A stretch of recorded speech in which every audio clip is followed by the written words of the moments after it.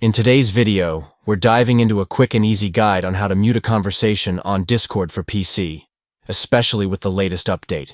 If you're looking for a way to focus on your tasks without constant notifications interfering, you've come to the right place.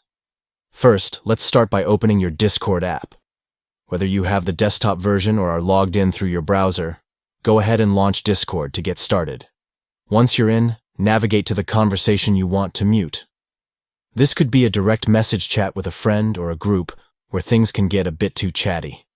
Next, it's time to bring up the options for that conversation. Simply right-click on the username of the person in the chat. If you're using a touchpad or a touchscreen, you can tap on their username and a menu will pop up. Now, in this menu, you'll see several options, but you want to look for and select the mute option.